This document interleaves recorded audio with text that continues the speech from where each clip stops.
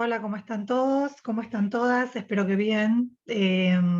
Hoy quería dejarles esta clase sobre sistema inmunitario. Bueno, ¿se acuerdan que habíamos terminado de ver casi todas las unidades?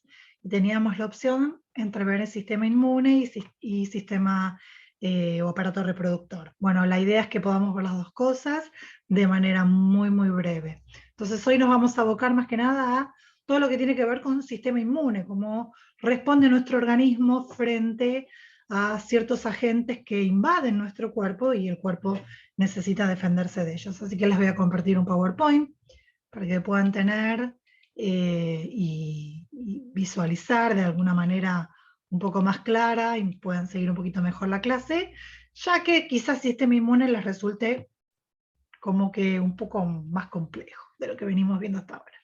Bien, comenzamos a ver sistema inmune. Y muy acorde a nuestros días, a lo que nos toca vivir, ¿sí? Eh, Bien, ¿cómo está formado nuestro sistema inmunitario, el sistema que se encarga de defendernos, ¿no? ¿Cómo está formado? Bueno, puede estar formado tanto por tejidos, es decir, agrupaciones de células que forman ciertos tejidos, a esos tejidos se les llaman tejidos linfoides. Linfoide viene del linfocito, y si ustedes recuerdan bien, es un tipo de células, células blancas, ¿sí? O glóbulos blancos, o también llamados leucocitos. También puede estar formado por células, ¿sí? Células, como lo acabo de decir, células que están sueltas, no están formando ningún tejido, como son los glóbulos blancos.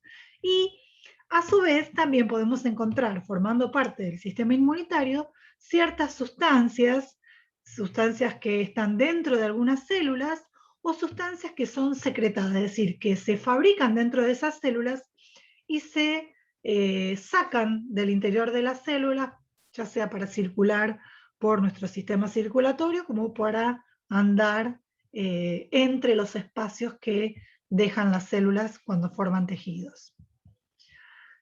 ¿Qué cosas generales o qué aspectos o cosas a considerar en términos generales de nuestro sistema inmune y que son muy importantes? Que ante todo nuestro sistema inmune es muy específico. ¿Qué quiere decir que es específico? Que va a responder, ¿sí? A determinados agentes invasores de nuestro cuerpo, ¿sí? Siempre la respuesta va a ser bien, bien específica. Hablamos ahora de COVID, hablamos de un virus y al hablar de ese virus decimos nos vamos a vacunar o después de que nos enfermamos, 15 días después comenzamos a generar anticuerpos, anticuerpos que van a responder específicamente a ese virus. Eso es especificidad. Y por el otro lado, memoria, ¿sí? Ejemplo, para los que tuvimos alguna vez en nuestra infancia o en nuestra adolescencia varicela, sabemos que lo tenemos una vez y que no se va a volver a repetir, ¿sí? Esa enfermedad. ¿Por qué? Porque nuestro cuerpo tiene memoria, por lo tanto, si nos enfrentamos o nos exponemos al virus por ejemplo, de la varicela, sabemos que andan circulando en nuestra sangre las defensas necesarias porque nuestro cuerpo tiene memoria, que ya se defendió una vez de ese virus de la varicela y que lo puede volver a hacer sin ninguna dificultad. Especificidad también porque va a diferenciar aquellas sustancias, aquellas células, ¿sí? Que son propias de nuestro cuerpo de las que no lo son. ¿Cuáles son las funciones de nuestro sistema inmune? Bueno, nos va a proteger de estos agentes, se llaman agentes patógenos, y específicamente a los agentes patógenos, que es decir, aquellas sustancias o aquellas otras células, ¿sí?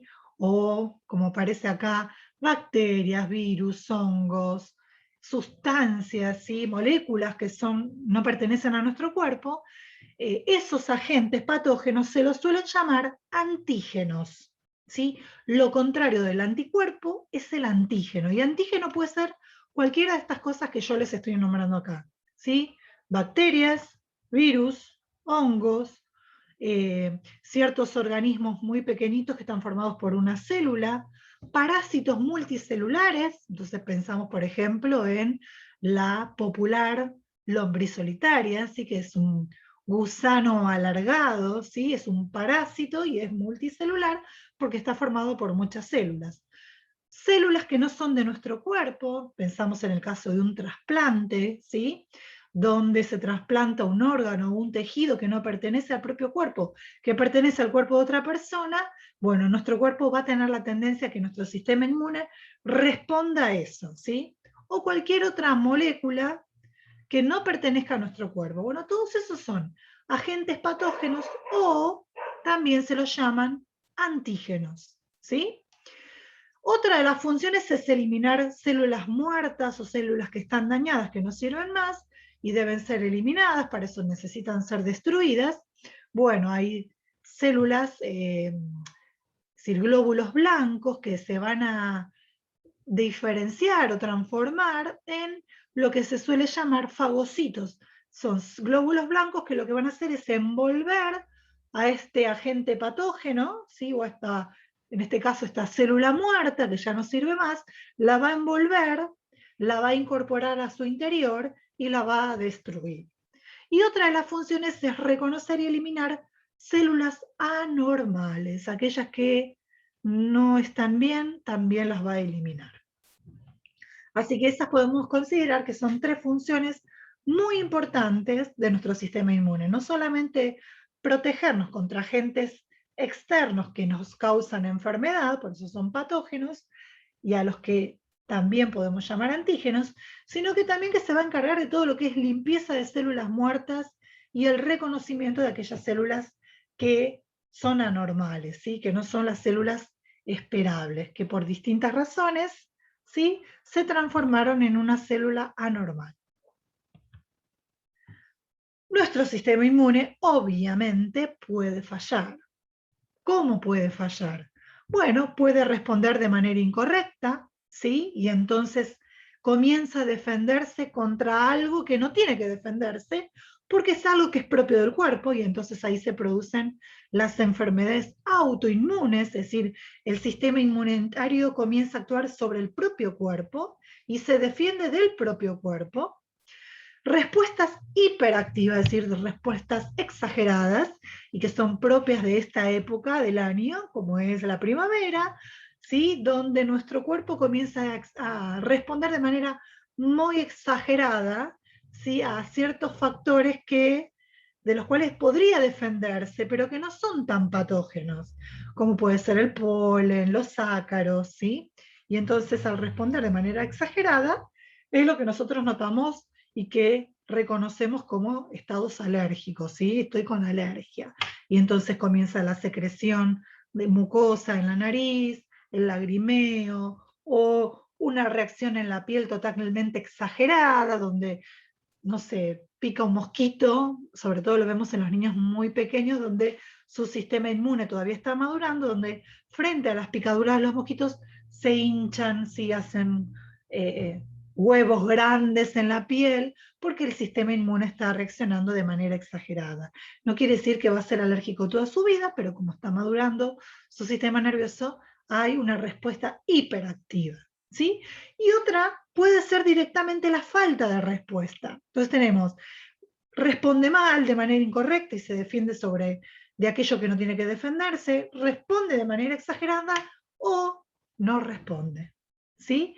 Y en eso hablamos de una inmunodeficiencia, hablamos de un inmunodeprimido, ¿sí? Es aquella persona que no está reaccionando cuando debería. Y puede ser por causas genéticas, ¿sí? En el caso, en ese hablaríamos de una inmunodeficiencia primaria, o puede ser adquirida después de una infección o después de un tratamiento farmacológico, donde esta inmunodeficiencia se la llama adquirida, ¿sí? Y podemos hablar en el caso de los trasplantes, como nombramos antes, donde al paciente trasplantado se le da ciertos medicamentos para que su cuerpo no reaccione, ¿sí? Contra este tejido extraño, contra este órgano extraño, y entonces lo que se suele hacer con estos fármacos es deprimir un poco la respuesta inmune, ¿sí? Para que no lo rechace. Bien, hablamos de agentes patógenos o antígenos, y vamos a hacer una gran diferencia, ¿sí? Porque hoy en día se escucha mucho con esta cuestión del COVID, y decimos, este bichito que anda por todos lados, y lejos está de ser un bichito, ¿sí? ¿Por qué? Porque en realidad a los virus ni siquiera se lo considera como un ser vivo, ¿sí? Cuando nosotros vimos en algún momento, dijimos que la célula es la base de la vida. A partir de la célula podemos considerar que eso es vida, ¿sí? Que eso es un ser vivo. Y entonces, si hablamos de las bacterias, que son organismos unicelulares, están formados por una sola célula, ¿sí? La bacteria es un ser vivo, pero del virus no podemos decir lo mismo. Y entonces vamos a ver este pequeño cuadrito comparativo entre lo que es una bacteria y lo que es un virus. Primero, las bacterias son células, ¿sí? Y por lo general las bacterias están rodeadas de una pared celular, tienen una membrana plasmática, tienen un núcleo, ¿sí? Todo lo que vimos, ¿sí? O si no tienen un núcleo, mínimamente tienen un material genético, ¿sí? Que está ahí adentro, rodeado por una membrana plasmática, suspendido en el citoplasma. ¿Mm? Y si hablamos de bacterias, por lo general, rodeando esta membrana plasmática encontramos una pared celular, ¿sí? Otra estructura más que la rodea, que se llama pared celular. En cambio, los virus no son células, no tienen membrana plasmática, no tienen pared celular. Simplemente es material genético, es decir, ácido nucleico, que todavía no decimos si es ADN o ARN, ¿sí? Esos son ácidos nucleicos o material genético, tienen material genético solamente rodeado por una estructura proteica. Ni siquiera llegan a ser células, no tienen ribosomas, no tienen citoplasma, es solo material genético rodeado por una estructura proteica, nada más, ¿sí? Las bacterias son células, por lo tanto son seres vivos. Los virus no son seres vivos. Dentro de la biología no están clasificados como seres vivos, por lo tanto no podemos decir ni siquiera ese bichito, ¿sí? Podemos decir moléculas, pero no podemos decir nada de bichitos porque los bichitos son seres vivos. Las condiciones para vivir, otra de las diferencias. Las bacterias, que son células, pueden vivir y dividirse y multiplicarse sin necesidad de otro que le ayude. ¿Por qué? Porque tienen toda la maquinaria necesaria para poder reproducirse y dividirse. En cambio, los virus no logran dividirse si no están metidos dentro de un huésped. Y en nuestro caso, los huéspedes son nuestras propias células. Si hablamos del HIV, son células sanguíneas. Y en el caso del COVID, después vamos a ver. ¿Sí? Entonces necesitan una célula para poder subsistir. Y digo subsistir, y lo voy a poner entre comillas, porque cuando hablamos de subsistencia, generalmente en términos filosóficos lo relacionamos con la vida. Y no son seres vivos. ¿Sí? Y otras de las características que los diferencian es que las bacterias son susceptibles a los antibióticos. Si estoy atravesando un proceso viral, los antibióticos no sirven de mucho, ¿va? Pero sí son útiles para las bacterias. Por eso a veces es tan importante y muchas veces se le recalca esto de al automedicarse y decir, uy, estoy con mucosidad, estoy con tos, tomo antibiótico. Y no sabemos en realidad si aquello que nos está produciendo este cuadro es una bacteria o es un virus. Y entonces, si es un virus, estamos consumiendo antibióticos de manera realmente innecesaria. Y lo único que hacemos es perjudicarnos. ¿Por qué? Porque si llega a haber alguna bacteria dando vuelta, en realidad lo que estamos haciendo es generando, ¿sí?, mayor resistencia a algunas bacterias que están dando vuelta por nuestro organismo. Por eso es tan importante ir al médico y que el médico determine qué tipo de antibióticos necesitamos. ¿Ah? ¿Por qué? Porque las bacterias, algunas son sensibles a determinados antibióticos, pero resistentes a otros. ¿sí? Entonces necesitamos darle a nuestras bacterias, a las bacterias que invaden nuestro cuerpo y se transforman en esos antígenos o agentes patógenos, el antibiótico que va a ser suficiente para destruir esas bacterias, ¿sí? Entonces, los virus no pueden ser destruidos con antibióticos, algunos sí pueden ser inhibidos con antivirales, ¿sí? Y entonces a lo mejor tenemos algún herpes, ¿sí? En la zona de la boca o algún lugar de la piel que nos molesta, nos causa mucha molestia. Ese herpes es un virus, ¿sí? Recién les había nombrado la varicela. Bueno, la varicela está producida por un herpes, el herpes zóster, ¿sí? Es un virus. Entonces, ¿qué es lo que nos dan para tratar de apaciguar un poco los síntomas? Es un agente antiviral, ¿sí? Un antiviral, que ustedes deben conocer o se les debe venir a la memoria varios antivirales conocidos con algún nombre de venta farmacológica, ¿sí? Bien, entonces, ¿qué son los virus? Y acá les dejé en estas diapositivas para que les quede como material. Los virus son incapaces por sí mismos de generar más virus que los que les dije recién, no pueden replicarse o dividirse o multiplicarse, ¿sí? Sino que necesitan de una célula, ¿ah? Que una célula que actúe como huésped les brinde toda la maquinaria necesaria para poder reproducirse. Estas células se cargan de partículas virales denominadas viriones, formadas por su cajita proteica, ¿sí? Esta estructura que yo les dije, y el material genético que está dentro, ¿sí? Los virus pueden mantenerse en forma latente dentro de las células, pueden estar ahí guardaditos muy silenciosos, y estar ahí años, como suele pasar con los herpes, ¿sí? Que aparecen y después quizás 2 o 3 años ese herpes, uno dice desapareció, no, está ahí, está latente, no se va, ¿sí? Quizás está inhibido con un antiviral, pero al mínimo cambio en el sistema inmune, vuelve a activarse, ¿sí? Vuelve otra vez como a despertarse y comienza a multiplicarse, y ahí es cuando vemos otra vez que vuelve a aparecer, ¿sí? En alguna región del cuerpo, generalmente señala las comisuras de los labios porque es el lugar más visible y quizás más molesto, vuelve a aparecer ese virus, ¿sí?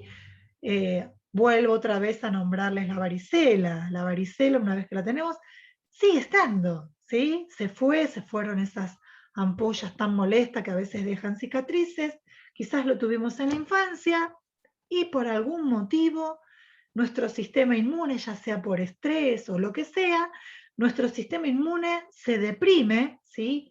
Baja la respuesta de nuestro sistema inmune, uno dice baja la guardia, y aparece lo que popularmente se llama como culebrilla, ¿sí? Algunos dirán, ah, sí, sí, otros dirán, ¿y eso qué es? Es en realidad el virus de la varicela que volvió a despertarse y apareció, ¿sí? En otra región del cuerpo, siguiendo la línea generalmente de los nervios espinales, de aquellos nervios que salen de la columna vertebral, ¿sí? Toman algunos de esos nervios y comienzan a generar una línea roja que nace en la espalda y llega hasta la zona más ventral de nuestro cuerpo y que produce mucho, pero mucho dolor. ¿Qué es eso? Es el virus de la varicela, que nuestro sistema inmune bajó la guardia, ese virus se reactivó y volvió a aparecer de una forma muy distinta, ¿sí? Que no deja de ser un herpes, que se lo suele conocer popularmente como la famosa culebrilla.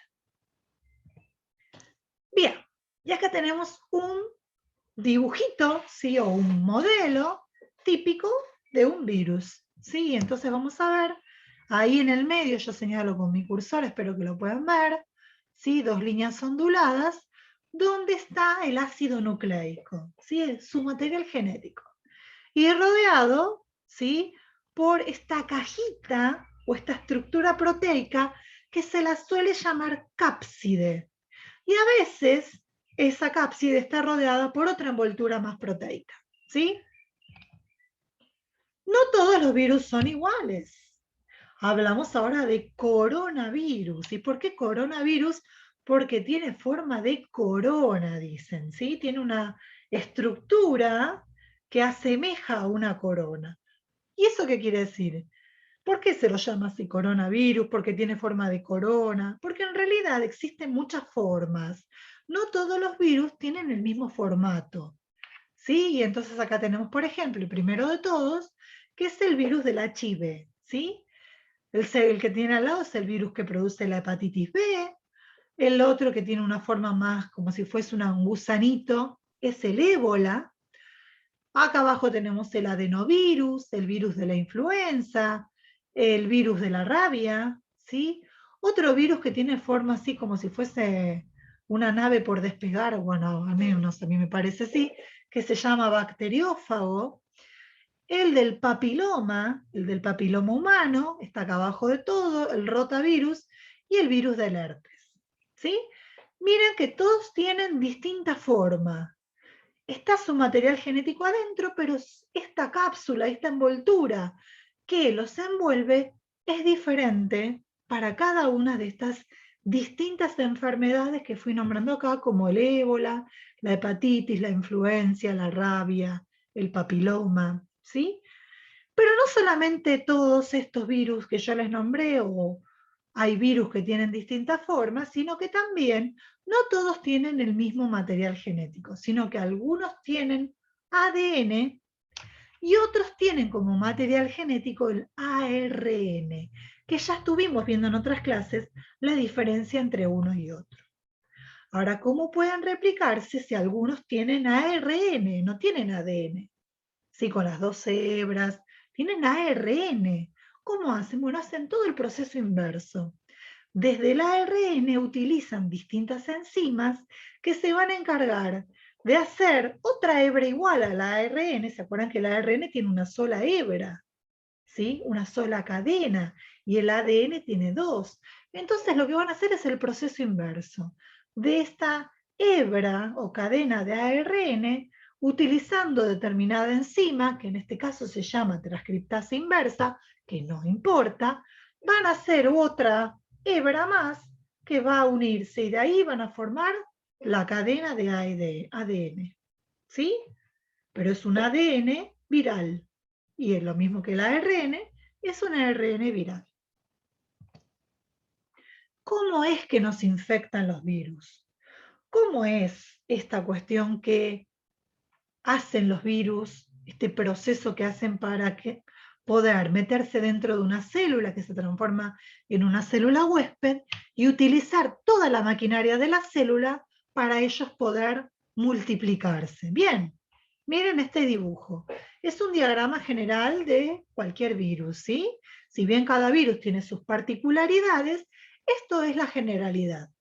¿Qué es lo que hacen? Miren, este virus lo que hace, se fija, se adhiere a la membrana plasmática de esta célula, que es una célula de nuestro cuerpo, y lo que va a hacer es meter, ¿sí?, en el interior de la célula huésped esta capsulita, que se llamaba cápside, esta estructura proteica con el material genético adentro.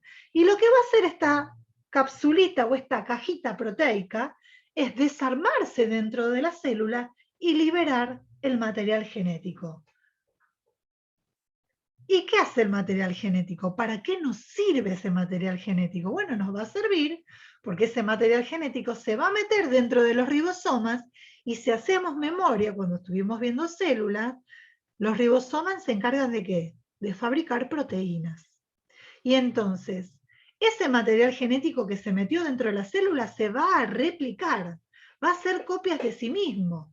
Y al hacer copias de sí mismo, a su vez, va a meterse esas copias dentro de los ribosomas y va a generar más proteínas. ¿Y esas proteínas para qué les va a servir? ¿Para qué utilizan los ribosomas de la célula huésped para generar más proteínas? Y porque con esas proteínas que está fabricando va a formar nuevas cápsides o cápsulas o cajitas proteicas. Y entonces, cada copia, ¿sí?, de ese material genético que se replicó va a meterse dentro de esas nuevas cajitas proteicas que fabricó con los ribosomas de la célula huésped, y en algún momento esa célula huésped se va a llenar y va a, diríamos en criollo, va a reventar, ¿sí? Va a eclosionar, se va a romper y va a liberar todas las copias de virus, ¿Sí? ¿Vieron cómo utiliza toda la maquinaria que tienen nuestras células? ¿Sí? Los ribosomas y todos los necesarios, los ARN de transferencia, los ARN ribosomales, ¿para qué? Para poder fabricar, y aún nuestros propios aminoácidos, para poder fabricar esas cajitas donde se va a meter el material genético que se fue dividiendo solo, ¿sí? Para generar nuevas copias de su propio virus. ¿Sí? Y ahí empezamos con el coronavirus, ¿sí? Que es un virus que tiene esta forma que ya vimos recién, ¿sí? Y que lo conocemos como COVID-19 o SARS-CoV-2, ¿sí? Distintos nombres que fue tomando. Nosotros, ¿sí? Nos infectamos de muchos coronavirus que nos producen gripe, los famosos procesos gripales. Pero este es un coronavirus, el coronavirus el SARS-CoV-2, es distinto a todos los anteriores de los cuales nuestro cuerpo tenía ya sus propias defensas. ¿Sí? Es un coronavirus distinto a los demás. Porque cuando decimos coronavirus, estamos hablando de muchas variedades de coronavirus. ¿Sí? Porque coronavirus es solo el formato que tiene. El SARS-CoV-2 es aquel que produce este coronavirus o el COVID-19 que estamos padeciendo en estos 2 años. Bien, les dejo este texto para que lean. ¿Sí? Esto es la introducción de una investigación científica que les dejo en el campus para que puedan leer, ¿no? Cómo a fines del 2019 aparece un nuevo coronavirus. Nuevo, que es lo que yo les decía recién. Coronavirus hay de mucha variedad y hemos tenido procesos gripales como nada, ¿sí? Ni sabíamos que era un coronavirus. Pero ¿sí? Es uno distinto, conocido como SARS-CoV-2, ¿sí? Fue identificado, se los voy a ir leyendo un poquito y vamos a ir desmenuzando este texto, como el agente causal de una nueva enfermedad respiratoria llamado COVID-19 por la Organización Mundial de la Salud. Conocemos los síntomas: tos seca, fiebre, pérdida de olfato, problemas respiratorios, bueno, y en algunos casos donde hay ya una enfermedad de base o gente muy, muy mayor, sabemos que hemos perdido gente muy amada, seguramente cada uno conoce a alguien, ¿no? Hemos perdido gente muy amada por causa de esta nueva variedad de coronavirus. Bien, no se explica lugares donde se creen que surgieron por primera vez, pero bueno. Este SARS-CoV-2 consta de un nucleocápside, ¿vieron? Un nucleocápside tiene una estructura proteica llamada cápside y adentro tiene, ¿sí? El material genético, que en este caso, ¿sí? Yo les había dicho antes que puede tener como material genético en los virus ADN o ARN. Bueno, en el caso del SARS-CoV-2 no tiene ADN, sino que tiene ARN, ¿sí? Sí, está formado por una cadenita de ARN. ¿Para qué sirve el ARN? Bueno, sirve para meterse dentro de los ribosomas y producir proteínas, ¿no? ¿Cómo entra? Entra por endocitosis. Cuando vimos transporte de membrana, vimos lo que era la endocitosis, ¿sí? La membrana plasmática comienza a hundirse hasta envolver eso que está fuera de la célula y lo mete hacia el interior celular. Dice el genoma ARN, es decir, el ARN que está dentro de este cápside, dentro de esta cajita, ¿sí? de proteínas, se libera en el citoplasma donde se transcriben términos que ya conocemos: transcripción, donde se transcriben y se traducen, proceso de traducción en los ribosomas, las proteínas necesarias para la producción de las proteínas estructurales y la replicación de su material genético, que es lo que vimos en el cuadrito anterior. ¿Sí? Se mete esa cápside con ese material genético, esa cápside se desarma, queda suelto este ARN, y este ARN lo que va a hacer es comenzar a a replicarse, a hacer copias de sí mismo, se va a transcribir y a traducir en los ribosomas para generar nuevas proteínas que le van a dar la estructura o la cajita proteica necesaria para albergar adentro cada molécula de ARN y así generar muchas copias de sí mismo. Dice, el sistema inmune hace frente a la infección viral mediante el reconocimiento de patrones moleculares asociados a patógenos. Eso no importa, ¿sí? Pero sí, lo que va a hacer nuestro cuerpo es producir y liberar muchos linfocitos, glóbulos blancos, ¿sí? Una especie de glóbulos blancos, de la cual tenemos linfocitos T y B, ¿sí? Que son los que actúan como parte de nuestra defensa inmunitaria. ¿Ah? Pero la manera en que tiene, recuerden, de replicarse, de multiplicarse dentro nuestro, el virus SARS-CoV-2 es a través del proceso que les expliqué recién. ¿Por qué? Porque el virus no está considerado como un ser vivo, ¿sí? Bien, ahí tenemos cómo está formado el SARS-CoV-2, ¿sí? Decía recién, tiene ARN monocatenario, quiere decir que tiene una molécula solita, ¿sí? De ARN que la vemos acá. ¿Ah? Esta cintita que vemos acá, negra, ¿sí? Dice genoma ARN, tiene una molécula de ARN. Y después alrededor lo que tiene es toda una envoltura proteica. Y esa envoltura proteica que tiene, hay proteínas, ¿sí? Muy específicas, sobre todo que le permiten a este virus adherirse y entrar dentro de nuestras células huésped. ¿Cuál es esa proteína tan famosa? Esta proteína que es la spike, la S, ¿sí? Donde después lo que se hizo es aislar, ¿sí? En el laboratorio se aisló esa proteína que es la causante que el virus pueda entrar dentro de nuestras células, se la aisló y se generó una serie de vacunas, ¿sí? Donde esas vacunas están formadas solamente por esta proteína. ¿Y nuestro cuerpo qué va a hacer? Reacciona a nuestro sistema inmune cuando detecta esta proteína, pero es la proteína sola. Solamente esta proteína. Trabajo para hacer en casa. ¿Cuál es la vacuna, ¿sí? Que utiliza esta proteína, la spike, ¿sí? Para que nuestro cuerpo reaccione frente a esta proteína y hagamos como una especie de simulacro, ¿sí? De contagio de COVID. ¿Sí? Lo van a ver en casa. Bueno, y después tiene una envoltura E, esto que se llama nucleocápside, y distintas sustancias como hemaglutinina enterasa y membrana M. Distintos componentes que forman, ¿sí? Al virus del SARS-CoV-2. ¿Ah? Eso es para que aprendamos un poquito de este virus.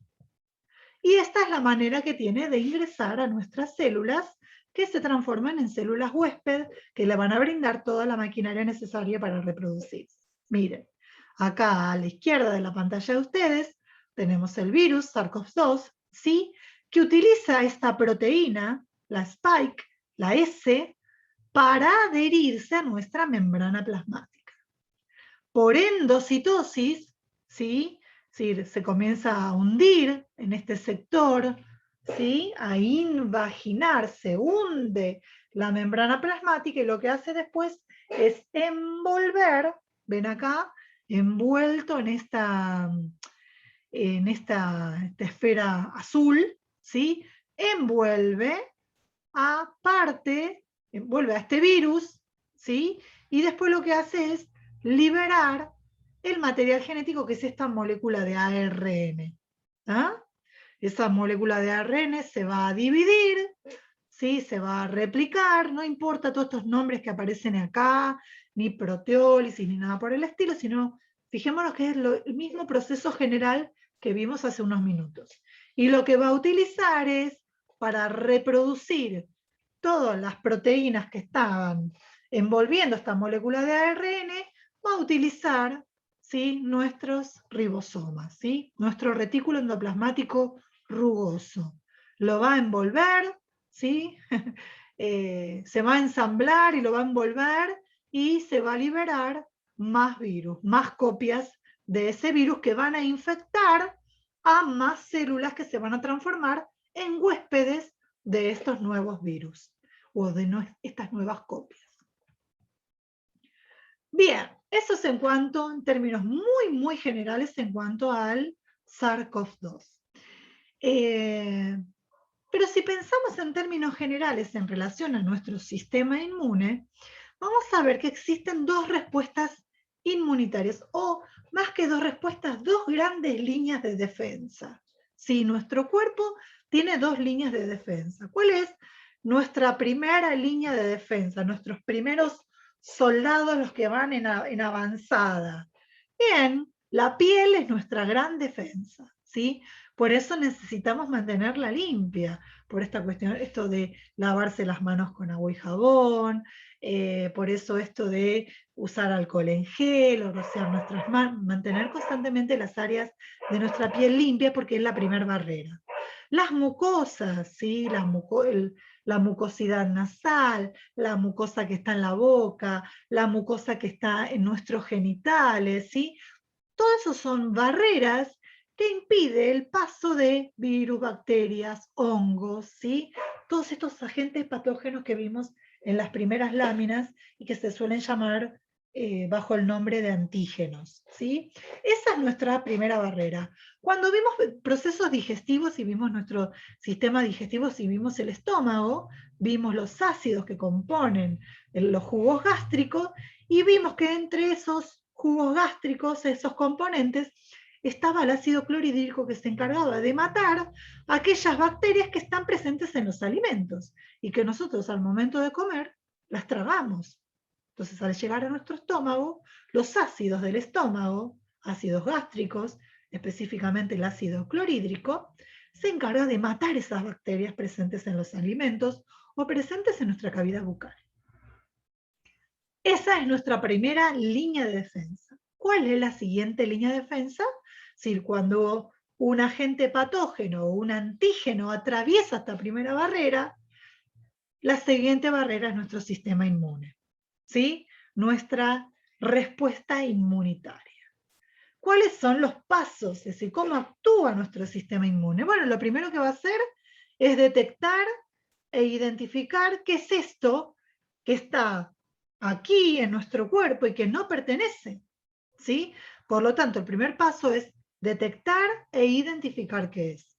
Si es algo conocido, recordemos que tiene memoria, y como es muy específico nuestro sistema inmune, esto ya lo conozco, tengo quien me defienda de esto que recuerdo que ya nos expusimos frente a este virus, frente a esta bacteria, frente a este agente patógeno. Por lo tanto, ya hay una respuesta que es mucho más rápida porque ya tiene memoria, ¿sí? Entonces lo va a detectar, lo va a identificar y después lo que va a hacer es comunicar, ¿sí?, a otras células del sistema inmune para actuar todas en conjunto, ¿sí? Esto de pasar la voz, entre comillas, ¿no?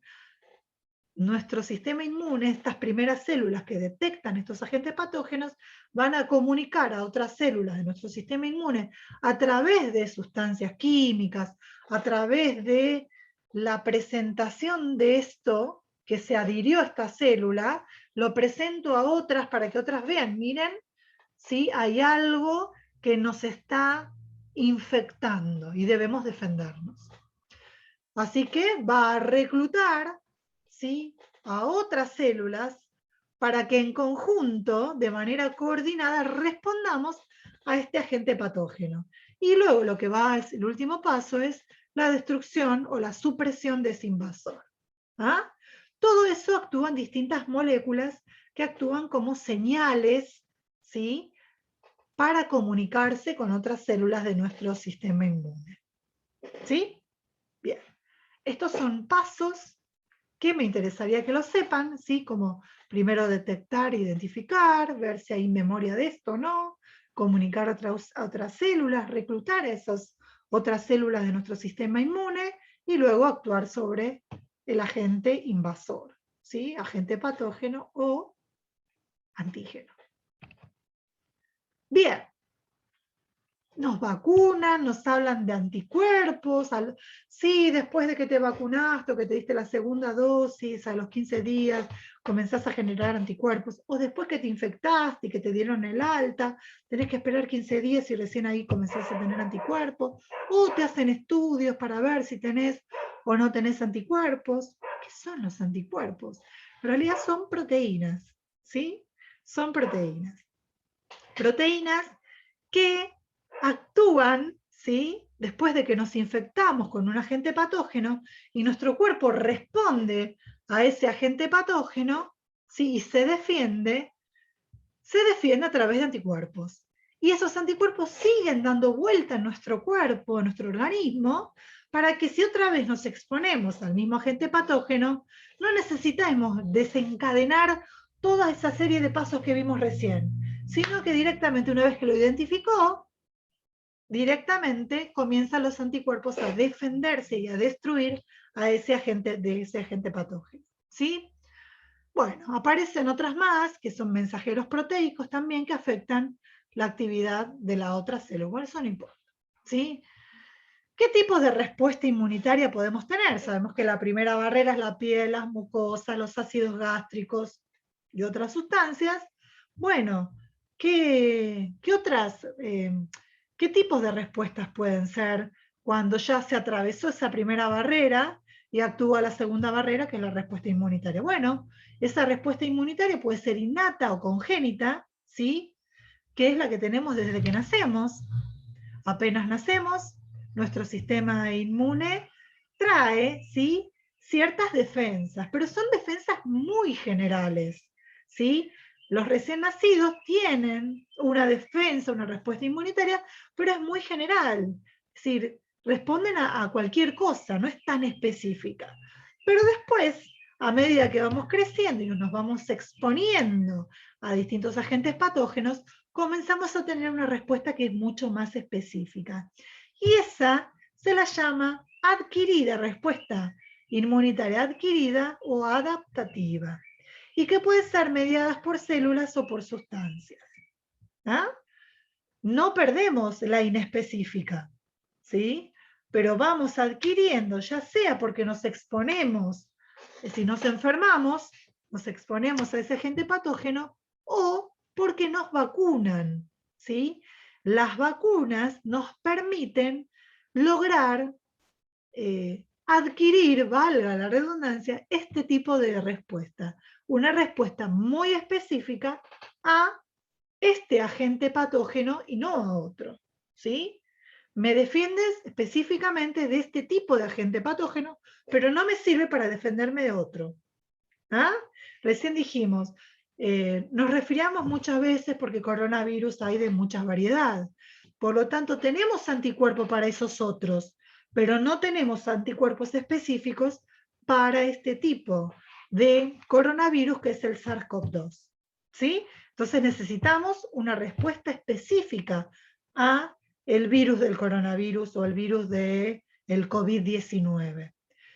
¿Cómo la obtenemos? O nos enfrentamos al virus y nos enfermamos, o nos vacunamos haciendo este simulacro de infección, ¿sí?, a través de la vacuna, simulacro que nuestro organismo no sabe que es un simulacro, sino que va a reaccionar y responder como si fuera el virus de verdad, ¿sí? Y va a generar esta respuesta específica. ¿Cómo se llama esa respuesta específica? Anticuerpos. Bien, vamos a dejar acá, ¿sí? No vamos a ver todo esto, simplemente saber que, ¿se acuerdan que en un comienzo le dije que el sistema inmune puede estar formado por tejidos? Bueno, hay tejidos, ¿sí? Por ejemplo, el de nuestra médula ósea, donde es un tejido que nos permite defender, ¿sí?, generar células sanguíneas que, glóbulos blancos, nos van a defender, ¿sí? Una defensa que es inespecífica, es muy general. ¿Ah? Y Después hay ciertos órganos como el vaso, los ganglios linfáticos, las amígdalas, ¿sí? Donde también intervienen en la respuesta inmune. ¿Ah? Células inmunitarias, por ejemplo, los glóbulos blancos. Bien, todo esto no lo vamos a ver, pero sí se los voy a dejar el PowerPoint para que ustedes los vean y le echen una miradita. Si hay algo que no lo entienden, lo podemos ver, ¿sí? Pero bueno, con que sepan esto que vimos hasta ahora, a mí me alcanza y me sobra, ¿sí? Vamos a dejar por acá y en el próximo encuentro, que no lo tenemos de manera presencial, sino que es un encuentro virtual, vamos a juntarnos y vamos a charlar, lo podemos hacer por WhatsApp o podemos hacer un encuentro sincrónico donde vamos a estar viendo algunas dudas de este tema, pero con que sepan lo que vimos, lo que yo les expliqué hoy, es más que suficiente. Y haríamos un pequeño trabajito de investigación para ver aparato reproductor y ahí quizás meternos un poquito más en distintos métodos anticonceptivos. ¿Sí? Si les parece bien, dejamos hasta acá. Nos encontramos la próxima clase. Les mando un beso enorme y que tengan una hermosa semana.